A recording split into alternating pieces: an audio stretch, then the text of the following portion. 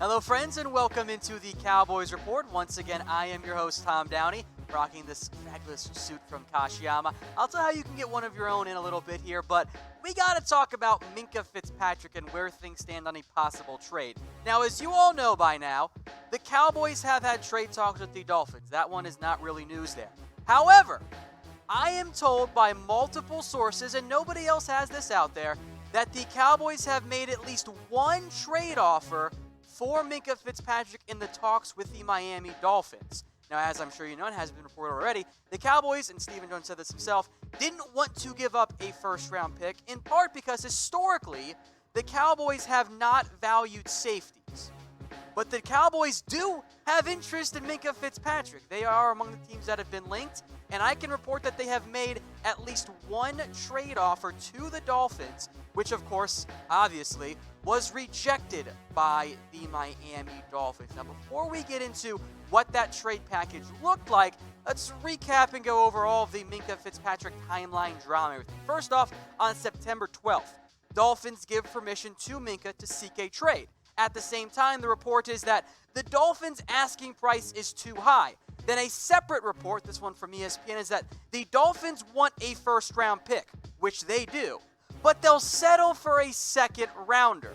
Now, I believe that report was leaked by Miami in order to help create a bidding war. If you're demanding a first from the beginning, well, maybe you don't have as many teams interested. But if you say, hey, we'll take a second, leak that, you get other teams in the mix.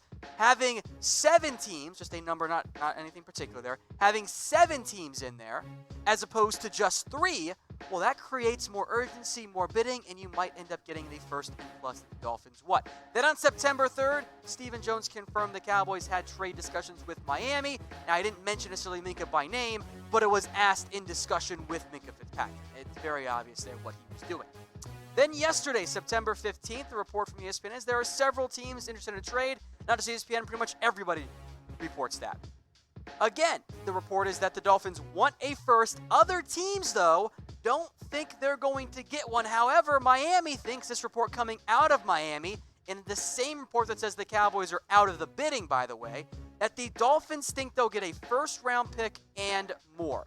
Now, here's what I was told by multiple sources as what the trade offer looked like from the Dallas Cowboys. Of course, they're getting Minkah Fitzpatrick. I talked to multiple sources here. They had similar, although slightly differing trade packages. One mentioned Taco Charlton by name and a pick. The other mentioned a second-round pick and a 2020 fifth-round pick. Frankly, the most you're getting for Taco Charlton is a fifth-round pick. The Dolphins said no to this trade. They believe they're getting a first-round pick if they trade Minkah. Latest report out of Miami is that they're going to, although Minkah played free safety in Week 2. You might actually see those two heading towards a mending of the fences. But again, the Cowboys offered, it's on your screen, a second-round pick and either Taco Charlton or a fifth-round pick. They offered at least one trade package that was rejected. Now, not a surprise it was rejected, correct. That shouldn't surprise us. I told you guys this days ago on Twitter. The Dolphins had a very high asking price. So why didn't the Cowboys offer a first-round pick? If you want to take Stephen Jones at his word, here's what he said today.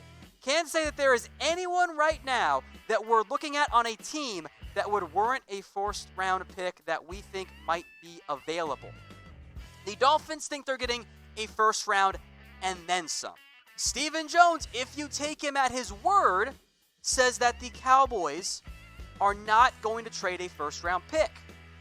And I am more inclined to believe Stephen Jones at his word, but I will play devil's advocate here too.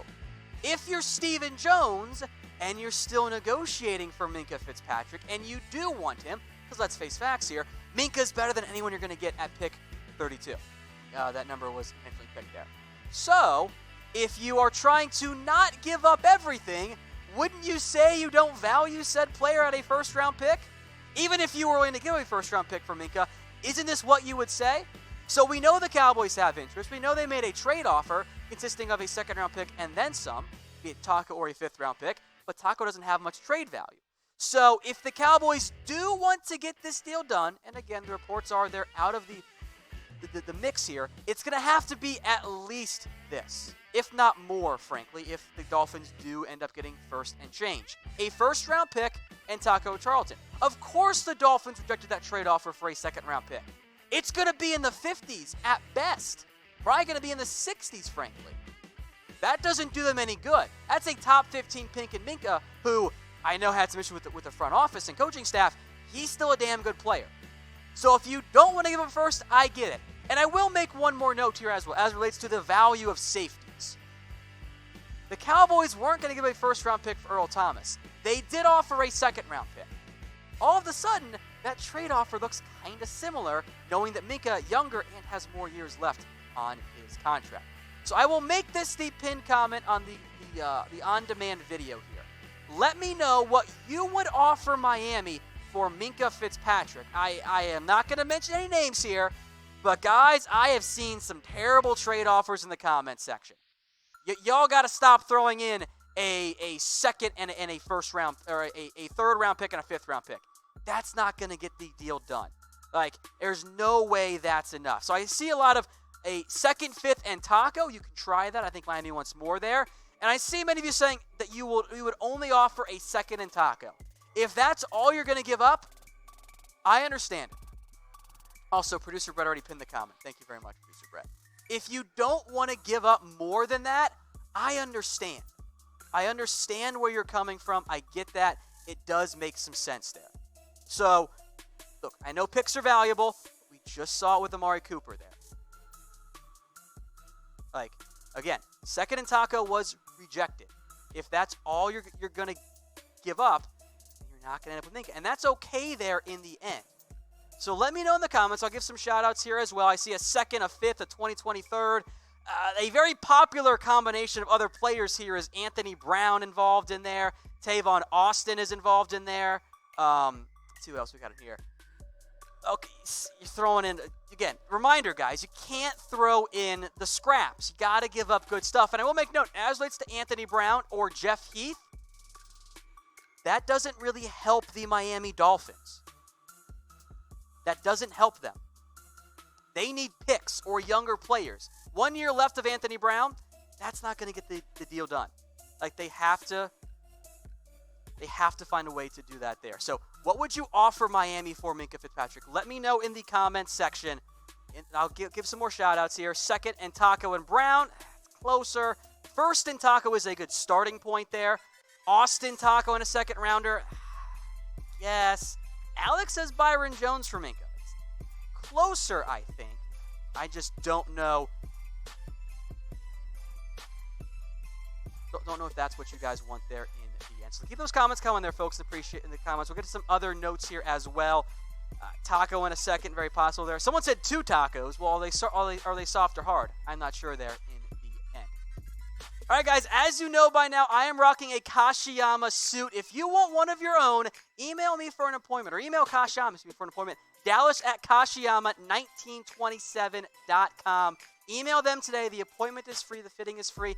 And these suits, by the way, start at just $300. That's what you would normally pay for an expensive suit, or even just an average suit from one of the major chains out there. Instead, get a custom-fitted one from Kashiyama. Again, that is Dallas@Kashiyama1927.com.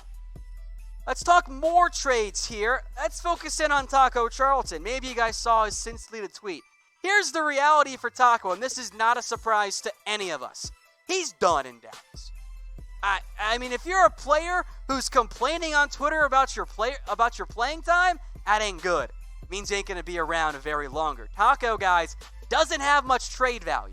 Now, the Cowboys have long had trade talks centered on Taco Charlton. Dolphins could win those teams because they got nothing at defensive end.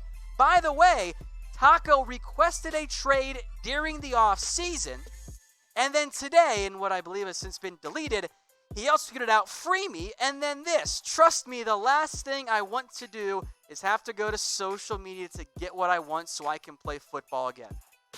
He's gone. It's over. Maybe they wait till Wednesday, because that is when Robert Quinn is able to, his roster exemption expires. But Taco Charlton was behind DeMarcus Lawrence, of course behind Quinn, Tyrone Crawford, Dorrance Armstrong, Kerry Hyder, and Joe Jackson in the defensive line pecking order at defensive end. You got to free up a roster spot for Quinn. So unless you move Woods to IR, which I don't think is what they do, and more on that coming up here in a little bit, Taco's the odd man out there. So on Robert Quinn, by the way, his suspension is now over. However, the Cowboys get a roster exemption until 3 p.m. Wednesday. That is when the Cowboys have to make a roster move to get Quinn on the 53-man or something, or cut somebody else. So that's what they have to do it. The Cowboys need to make that move. Taco's the odd man out. I don't see him coming back.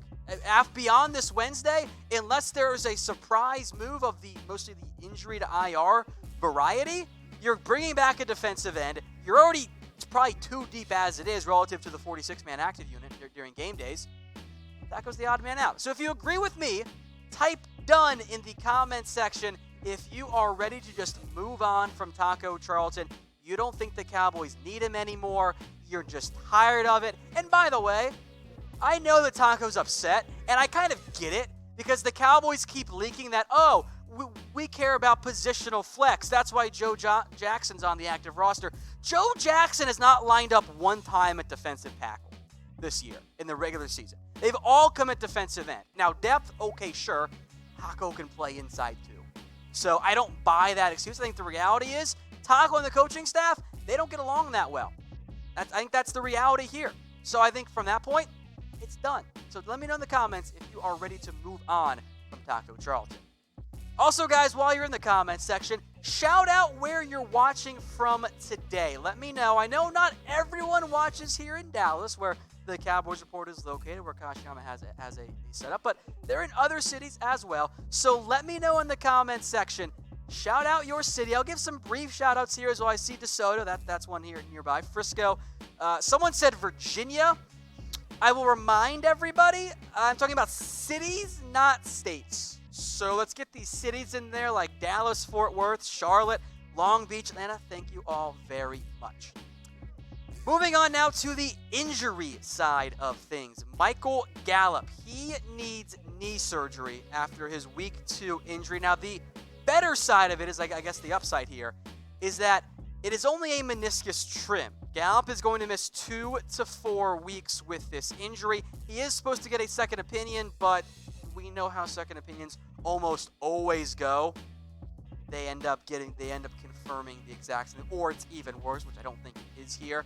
So with Michael Gallup out as the wide receiver 2, and Tavon Austin still in concussion protocol, at least for now, Devin Smith, congratulations. You are now the wide receiver 2 in Dallas. Of course, Randall Cobb is the slot. Cedric Wilson probably gets more reps. I would guess you see Tavon Austin back out there again this coming week here. But Devin Smith, who impressed, by the way, in Week 2, had that great long catch and 2 others, of course, long went for a score. He now becomes the number 2 receiver. It probably means a slight uptick in the workload for Amari Cooper and Cobb. The good news is the Cowboys play the Dolphins next week, and they're going to win that game, even if I was out there as the wide receiver 2. It is a notable loss, though, because Michael Gallup was having himself a great season. I know it's only 2 games, but you'll take that production over 2 games for pretty much everybody. 15 targets, 13 receptions for 226 yards. No TDs, but that's okay. 226 total yards there. Gallup was very impressive. That's a very frustrating and disappointing injury, I know, for him. If there is a bright side, it's not going to be that long. It's only supposed to be a trim. He'll be back in time for the playoff push, even part of the regular season schedule. But let me know in the comments section, guys, how worried are you about Gallup's injury? Rate that for me on a scale of 1 to 10. How concerned are you? Number 1 being, what injury? Number 2, or 10 being, you are panicking. You think the Cowboys are going to fall apart in this month absence max of Michael Gallup there? I'm more like a 3. My biggest concern is not having him out, but making sure he gets fully up to speed there. That is my biggest concern for Gallup. The other injury coming out of Week 2, ANTWAUN Woods. It looked bad at the time. He was grabbing his knee, rolling on the ground, clearly in pain. The initial expectation is that he suffered a sprained MCL. He is getting more testing today on Monday. Haven't heard anything new about that at this point, so I think we're all still there at that point with a sprained MCL. The hope is that Woods does not miss much time for the Cowboys with that knee injury. Now, my biggest issue here is that if they miss the same amount of time, I'm actually probably more concerned about the Antwaun Woods injury. A, we know the Cowboys' run defense isn't the best. It's not the worst, but it isn't quite living up to expectations. And the Cowboys, they don't value the one-technique spot. They signed Antwaun Woods. He is a true one-tech. Covington is almost more of a hybrid there as a three-tech, one-tech, plays a bit of both. But with Woods out, it is Chris Covington who is next up. Now, many of you asked me about this on Twitter. Well, if Woods misses time, does that mean it is Tristan Hill time? It does in terms of the active roster, but Collins and Hill, and even really Crawford when he kicks inside, same with Kerry Hyder, those guys play the three technique, the under tackle role. That's not a one technique. The one technique's job is to absorb double teams and try and stop the run. So for Woods, his absence means more playing time for Covington, would probably get Hill active, but it doesn't mean that Tristan Hill now becomes a starter or anything like that. All right, guys, reminder, go get yourself an awesome suit from Kashiyama. Wish I got married in this one because instead of looking as best as I possibly could, my suit had a hole in the pants from one of the other major men's chains. That is not a problem with Kashiyama.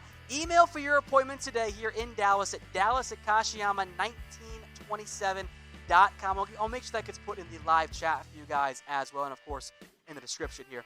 dallas@kashiyama1927.com. Move on now to some contract talks here for the Dallas Cowboys. On Dak Prescott, it does appear that the talks have slowed down right now for Dallas. And as we mentioned on a previous show, but was brought up again on Sunday by NFL.com, the total years versus the money appears to be the apparent issue. Because when you think about it from the Jared Goff, Carson Wentz sign, it was a 4-year extension, but they had 2 years left. And Dak Prescott's agency, CAA, well, they want to get their client paid. Now, I will make note, Dak did not help out his agency on Sunday. Oh, he played great, but he spoke with Pam Oliver of Fox Sports and said, I don't expect to be the highest paid quarterback. I don't think I can ask that because I've never won a Super Bowl. Tell you what, Dak's agents they weren't happy about that. That kind of hurts your leverage at least a little bit. Now, I will make note, Dak isn't actively involved in these contract talks. You hire his agency, CAA, to say, hey, you handle this stuff. I'm not going to worry about it. Now, in terms of what this deal looks like, we have the general baseline. He's probably going to get more than Jared Goff, and hopefully he doesn't get more than Russell Wilson. Although if he keeps this play up and he wins the damn Super Bowl, he's going to get all of the money. Because Dak Prescott so far this year, I know it's only 2 games. I know the teams aren't that good. You still have to execute. He's been fantastic. Now, yes, these numbers are going to regress at least a little bit. He's not going to complete 80% of his passes. He's probably not going to complete 72% of his passes. If he does, that's an unbelievable MVP caliber year. But you're already at $33.5 million with the Jared Goff deal. So should Dak Prescott be the highest paid quarterback in the NFL? Let me know in the comments section. Type Y for yes, type N for no. I would rather not make Dak that guy, especially if you do the extension during the season. It's a lot of money there, $35 million per year. But here's the thing, you're already at 33.5. To get to 35, that's only 1.5 million more per year. It's really not that much of a difference. So it's close. I see mostly ends in here. I'm going to make this the poll on the community because I'm very curious what these numbers end up looking like from your guys' end. All right, let me get mad here. The Amari Cooper extension update, which is heavily in quotes, because ESPN busted this out Sunday morning because welcome to the NFL season where ESPN and NFL.com and all those sites push out very old news to get clicks on Sunday morning. The report was, that Cooper was being patient with his contract so that money goes up. Also, both sides want a deal, and that Cooper was intentionally waiting. No shit. Everyone knows that already. There was literally nothing new in this report other than to confirm what we all know. Cooper was waiting because he gets more money now after the Julio Jones deal, after the Michael Thomas deal. $22 million for Julio Jones, $19.25 for Michael Thomas. those were the figures that those two players brought in. Like, this was not a surprise. And we knew all of this. Everyone in the world that follows the Cowboys already knew, yeah, the Cowboys and Cooper want to get a deal done, and they want to have an extension, but Cooper's being patient because he knows as the money goes up, he gets paid more. So when Julio makes 22 and Michael Thomas makes 19.25, well above the $18 million previous highest paid receiver, well, now you go. And Tyreek Hill got $18 million despite having all the off-the-field drama. Well, guess what Cooper's range is now? Probably in that $22 to $18 million range. There have been a couple of drops from Cooper, which is a red flag. He is still, though, 10 for 150 and 2 scores. It's not that bad, guys. It's not that bad at all. You fact that out over a 16-game season, all of a sudden looking at 80 catches for 1,200 yards and 16 touchdowns, which is kind of crazy. But he is going to have a good year. He'll get paid, I believe, at some point. I just don't know when it's going to be. One last note here. I'll keep this one very short for you guys. Jordan Shun is back. He has been re-signed to the practice squad. There is no roster move needed here unless the Cowboys also decide that they want to bring back linebacker Chris Covington, which I think is a possibility, in which case you might see Darius Jackson again get waived. But Mike Weber's hurt right now, has not been practicing. The Cowboys like Jordan Shun. Again, he was on the 53 to play in Week 1 on special teams. Then he got waived, and now the plan is to re-sign him back to the practice squad, which was always the plan, and now it's happening. Hey, Cowboys fans, thanks for watching the Cowboys Report. If you haven't already, click right here to subscribe to our channel for all the best Cowboys coverage on the internet. That's news, rumors, highlights, mailbags, film studies, and a whole lot more. And I'm making your lives a little bit easier as well with the next Cowboys Report video right here.